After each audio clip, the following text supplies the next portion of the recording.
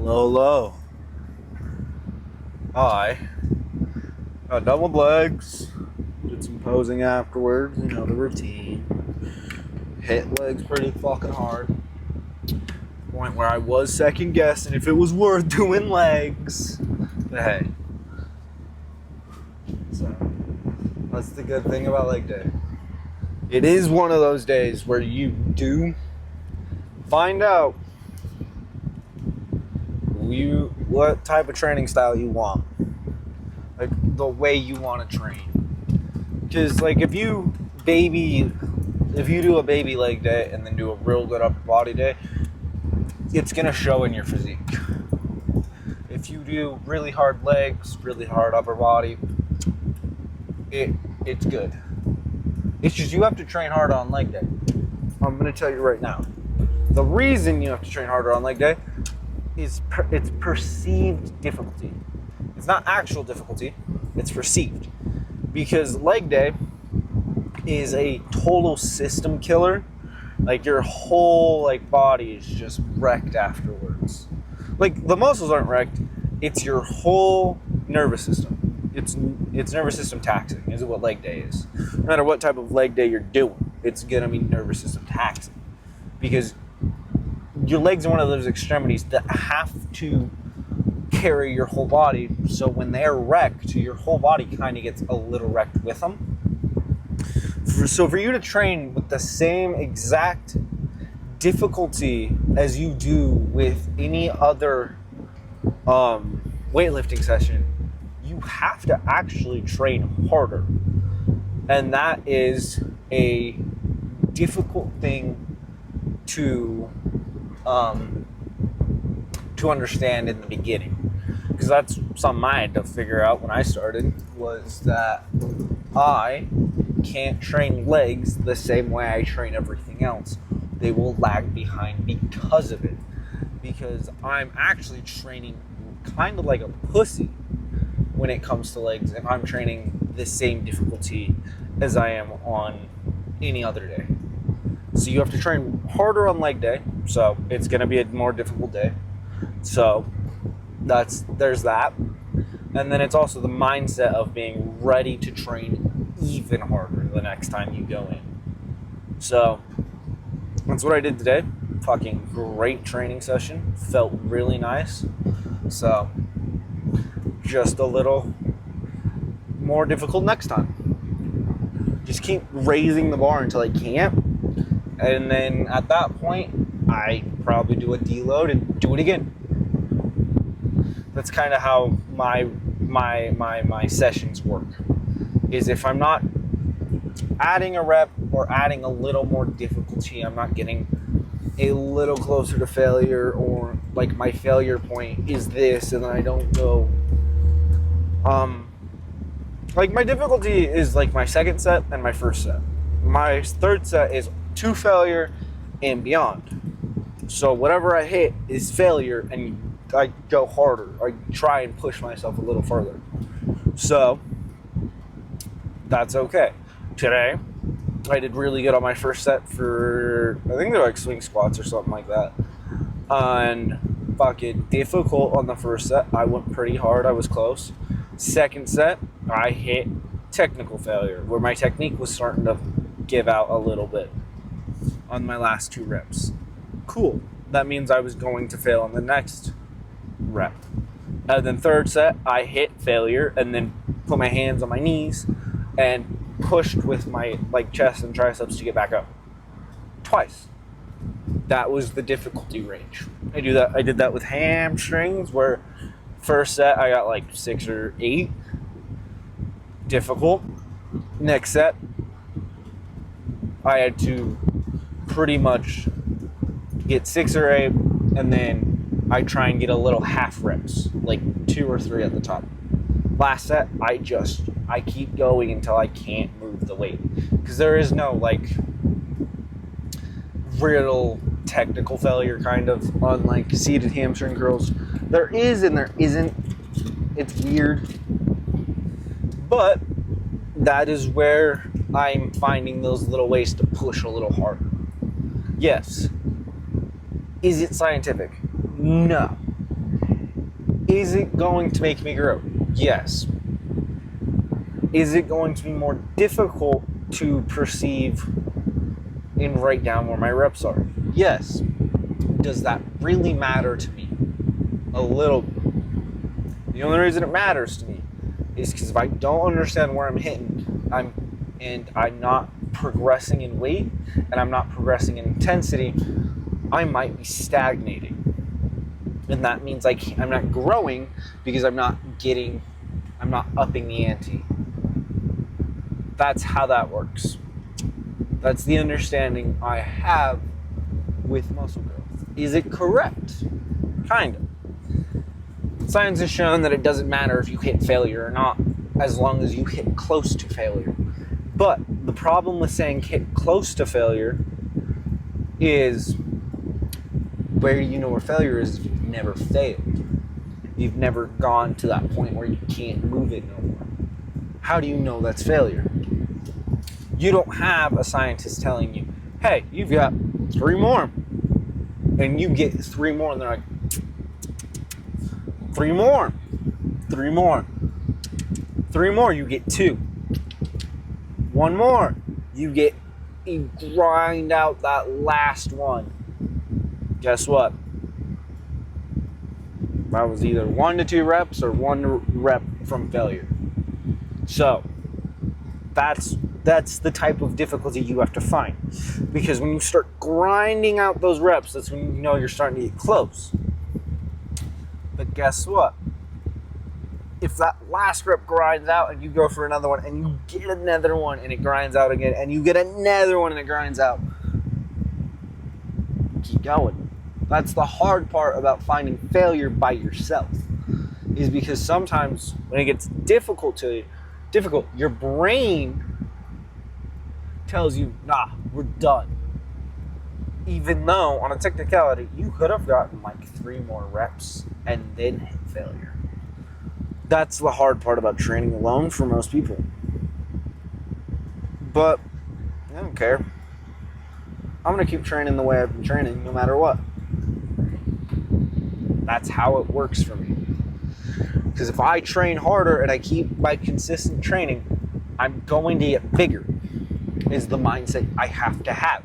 I have to look at it long term. Even though it sucks that I'm real small right now, and it hurts my ego, which isn't a very big ego because I'm a very small person. I lie, it's big for my height. My ego's 6'2", and my height's 5'2". 1 foot higher. Anyways, what was I saying? Yeah. And that's the fun part about training, is realizing that this is a long-term thing. And I keep repeating this. It isn't just because of you guys. It's because of me. I rewatch these videos, man. I do. I'm not as an adamant watcher because I don't watch this shit on YouTube. I watch it while I'm fucking editing it. Most of the time. A lot of the time, actually. So, I leave these pretty unedited. I just rewatch them most of the time. It's because I don't want to edit out half this shit. It's not just that. It's I like having this raw communication. Is it me talking to myself or talking to a camera? Yes. But it feels more genuine to me to have it kind of raw and me having it talking to the camera. Making it feel like I'm just talking to some random fucking dude. This random woman or whatever. I'm scared of women. Never a woman. Some random person. And this is how I talk to anybody. I am very scatterbrained. I am very pausing. I am very can't figure out what my thought process is. It's just the way I am. That's okay. And that's what we need to understand. Is everyone's different. Anyway, let's get back to the whole take time shit. It's gonna take time for me to get big. I have maybe a year of actual difficult training under my belt. That means in 10 years, I will be 28 and I'll have 10 years of actual training under my belt. I'm not counting anything before this because let's get to the point. Was I training as difficult as I am training now? No. Was I training for something specifically? Yes. Was it muscle growth? No. It was for a specific sport, so it was difficult, but it wasn't weight training as I consider it now. This is why I say I have 1 year of muscle building under my belt. Not training under my belt, muscle building. Because I'm not going to lie to you, the way I was training now was completely different than the way I was training about a year to a year and a half ago.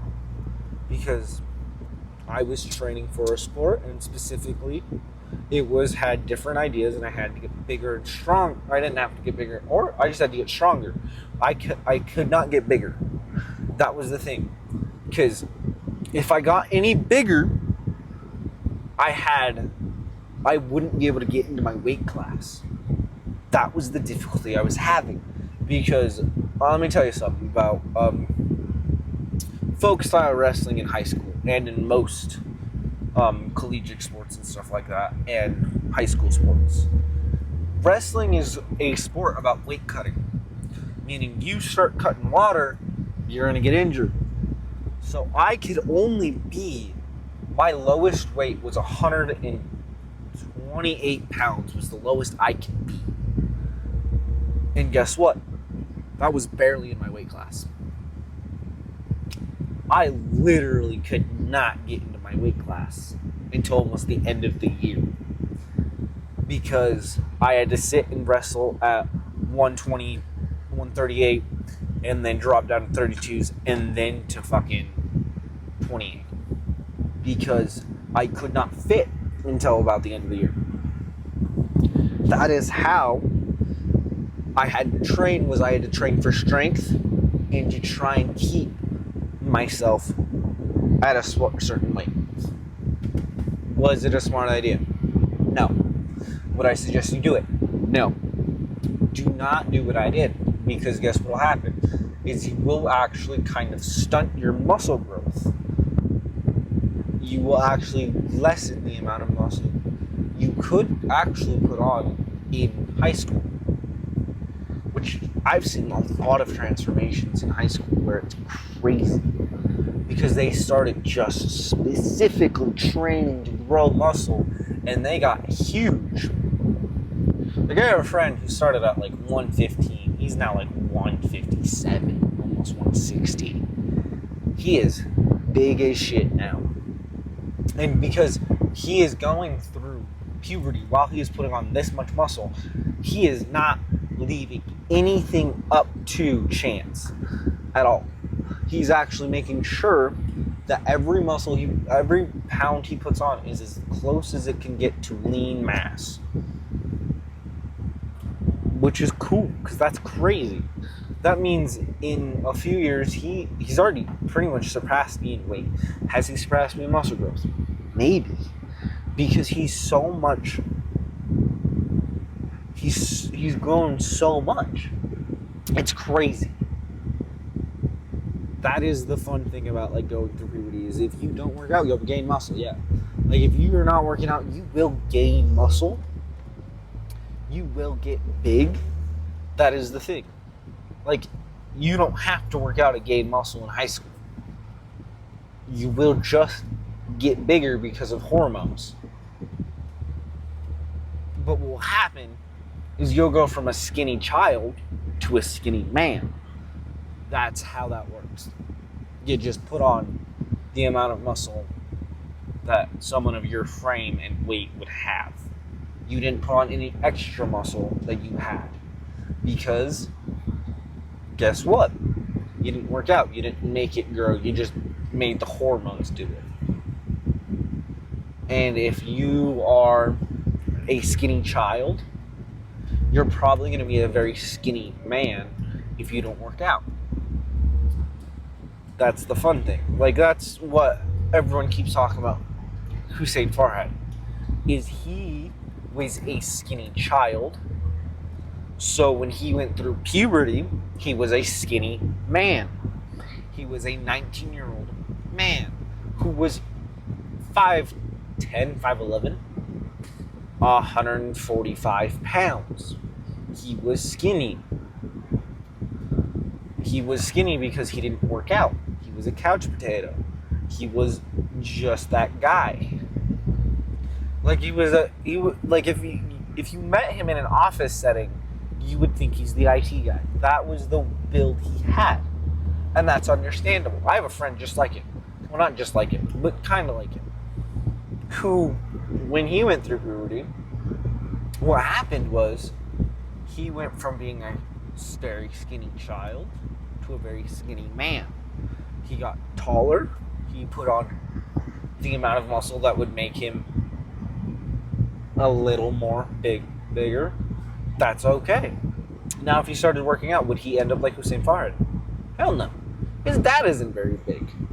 The way Hussein Farhad talks about it, his dad, from working out, is still fairly big for a person his age. But his dad also doesn't work out, so I wouldn't know. That is the difficulty that I'm having with finding out what people's genetics are. Because the people with the best genetics to grow muscle can always be the guys who don't look the most muscular because they don't work out at all. They didn't do any sports at all that made their muscles need to grow. Like I've seen people who have great physiques, and they talk about how they had great physiques as a child, but they also did sports because they were active. If you don't do sports as a child, you're not going to have a great physique as a child. Think about it. You can't be a lean, muscular child without working out. So, you can't, unless you have myostatin disease deficiency, which, hey, props to you for winning the fucking lottery, because a myostatin deficiency is a crazy disease that makes you so much bigger than the average human and so much leaner because of it. Because the more muscle you have, the leaner you get because it burns more fuel. So if you're eating the same amount of calories as a normal child, you'll be leaner than every other child because you just got more muscle. You know how crazy that shit is? Like, it is a crazy thing. Like, if you have a myostatin deficiency, props to you, because that's crazy. I've seen, like, on the internet, one medical case that has medical documentation. And that is these two parents who adopted a child who has a myostatin disease. And they talk about it in an interview about how it's harder for him to be a normal kid because he's so much stronger than every kid his size that, like, he can't really roughhouse without hurting a person. And that's a crazy fucking disease. Like, imagine as a kid, you don't know what the fuck is going on and you accidentally hurt your friend because you're just using the muscles God gave you. Like, they have the same problem as kids who grow up being bigger. Except they're not taller at all.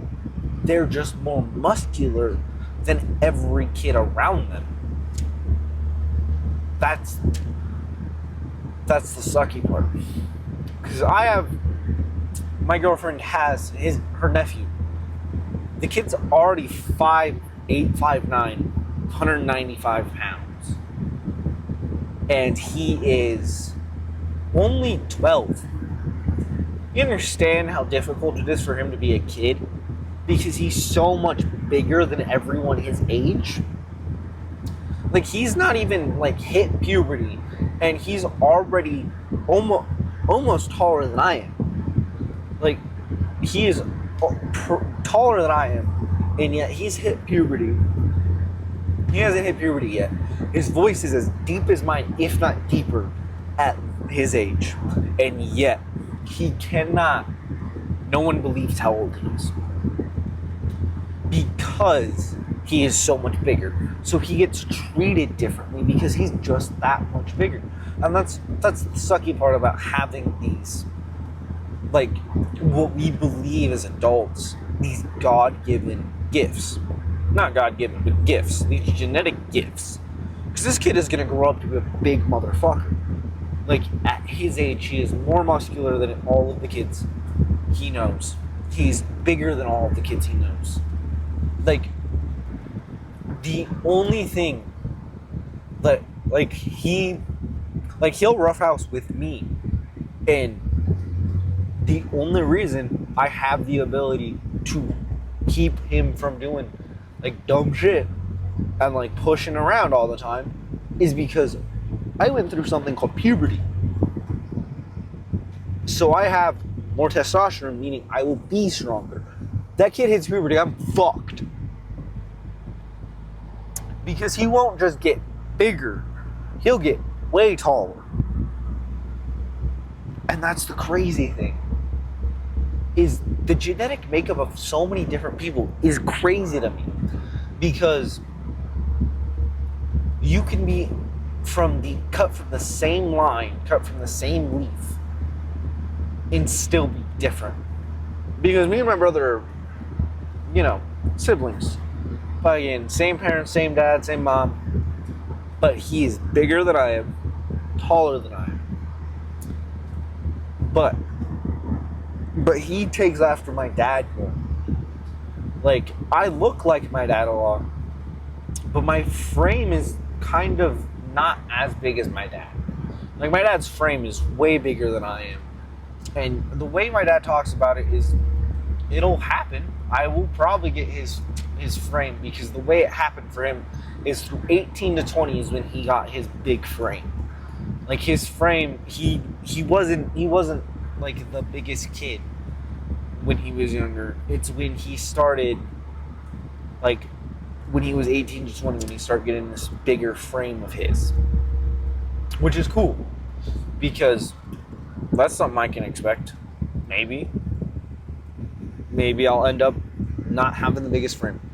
My grandpa didn't have the biggest frame. Like, my grandpa from my mom's side didn't have the biggest frame, but he was also tall. My great grandpa from my mom's side didn't have the biggest frame either. So that's the fun thing, is like having that, like, knowledge of your genetic makeup is great. Because I think about getting a DNA test and then putting it in Ethios, whatever the fuck it's called, and seeing what the fuck is, like, what my genetic makeup is, and see what it is that I have and don't have. Prometheus, that's the word I was looking for. Because those results are cool. It's just I don't have, I think they're like $100. I don't really have that right now. I don't have that extra $100 to go spend on something like that to figure out what my genetic makeup is and what I need. It would be cool to do. I ain't even lying. It would be sick.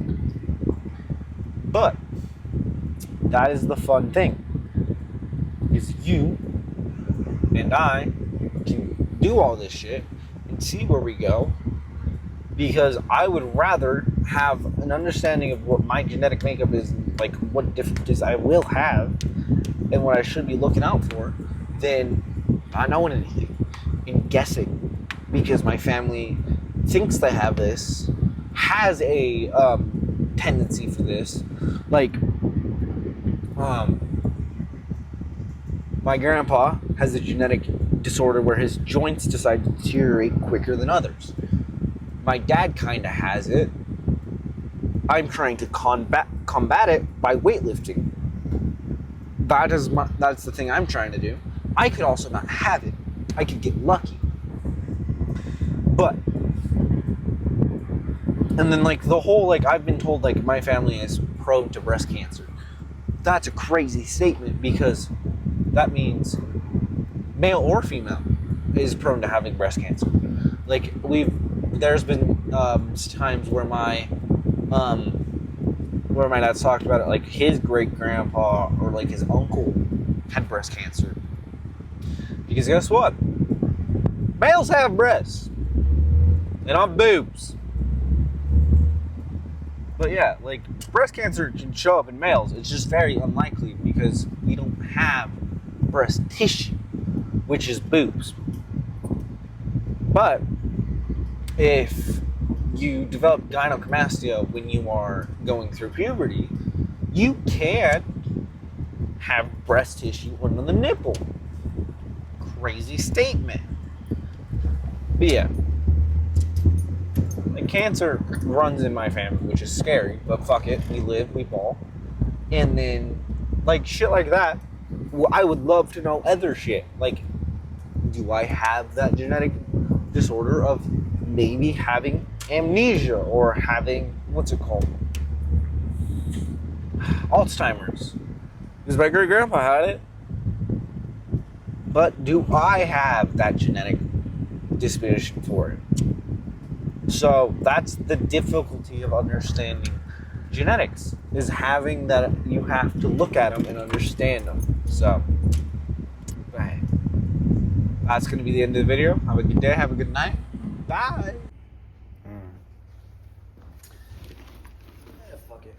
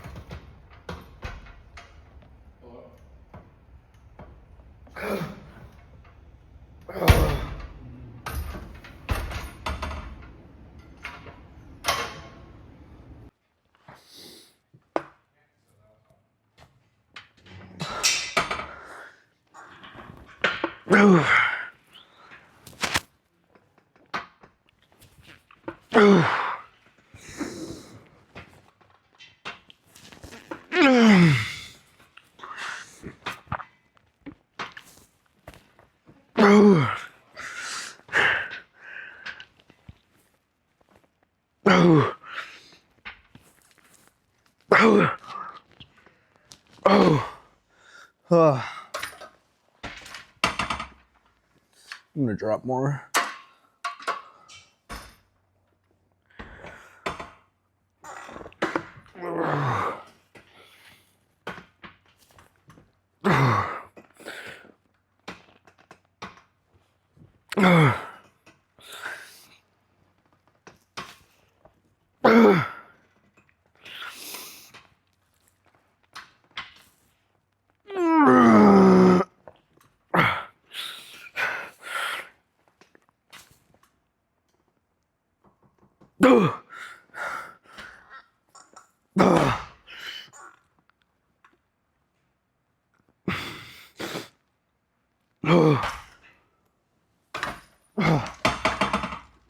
Fuck. We done. Jesus. Okay. Feels good. Feeling alive.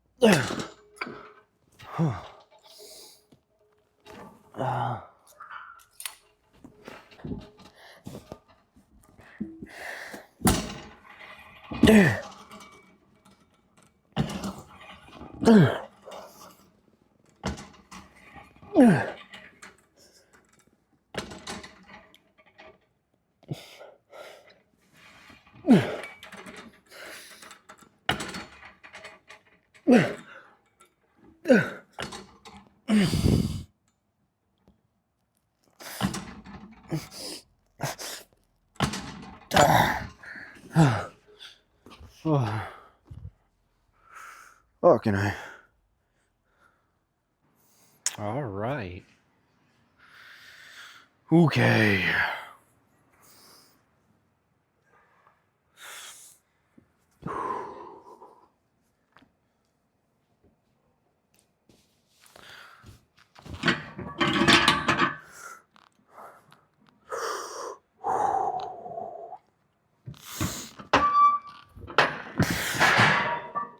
Stay upright.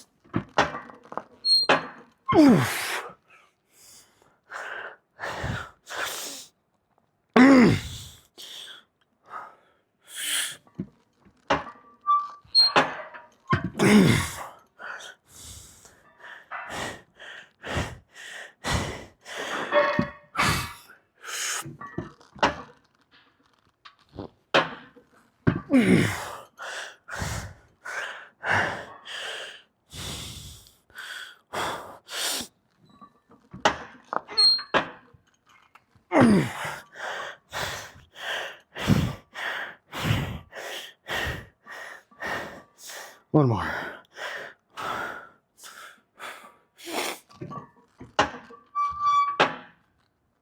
Woo.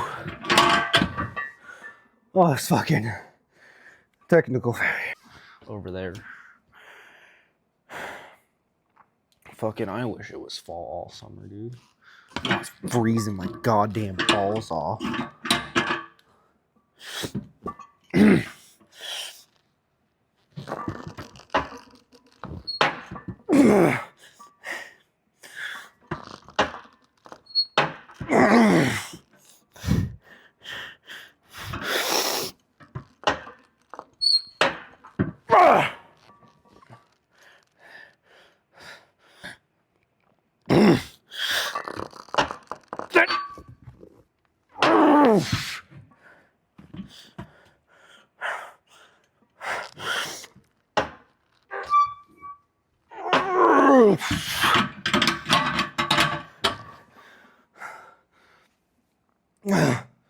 Fuck you. I'm done. This is tiring. Fuck. Fucking Londoners. Alright.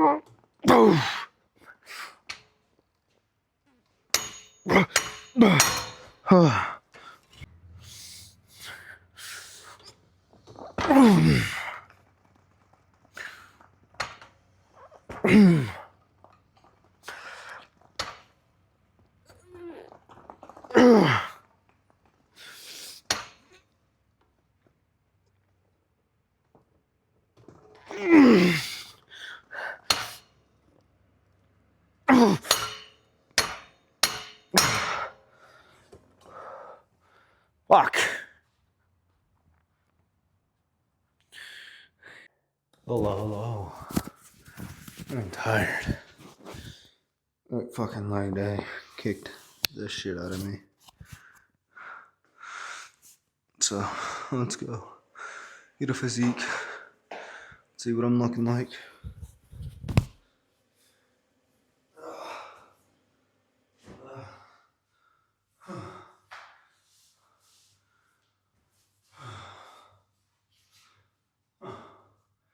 Sweaty.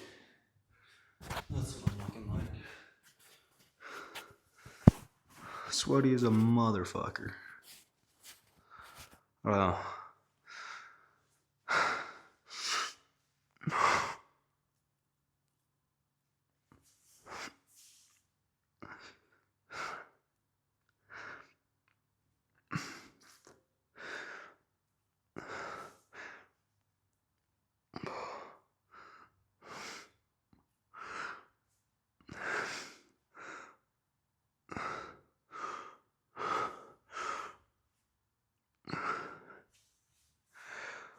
Ooh, fuck.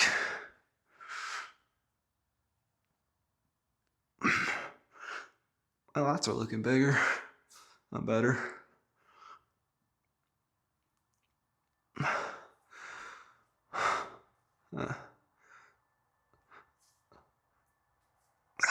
There we go. Yeah, they're finally looking, a little like they're there, not just all upper back.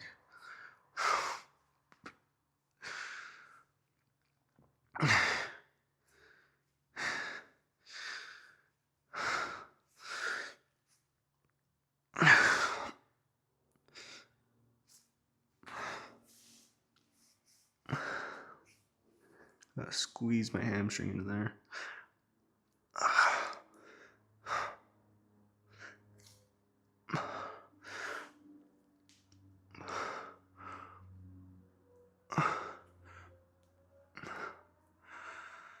Whew. Man. Fucking.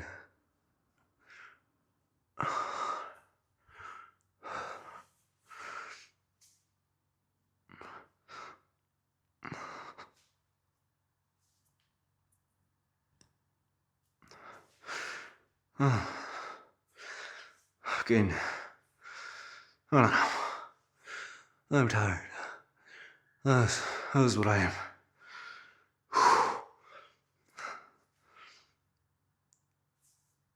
I'm fat as shit today. Well, I'm fat as shit all the time. Just today, more visible.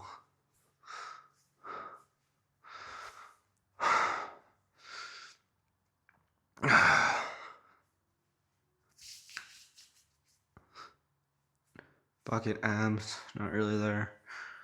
Like lats.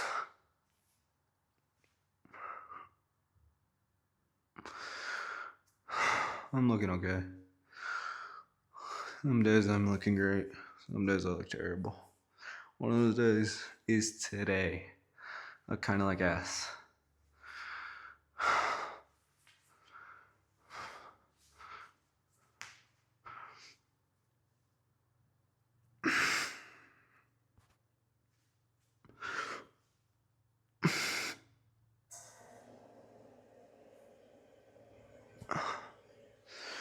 I don't know. I'm tired though.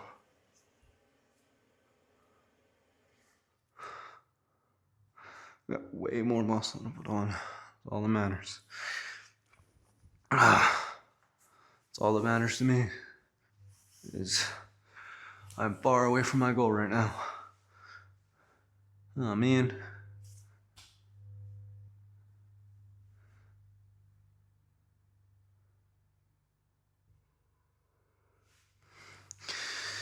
So that's all that really matters. I want to be able to take my shirt off or be wearing a shirt and people can tell that I work out. Because when I take my shirt off right now, I kind of look mid as fuck in my eyes, which is probably true. So, hey, we'll go, we'll push. That's all we got to do. See you in the car.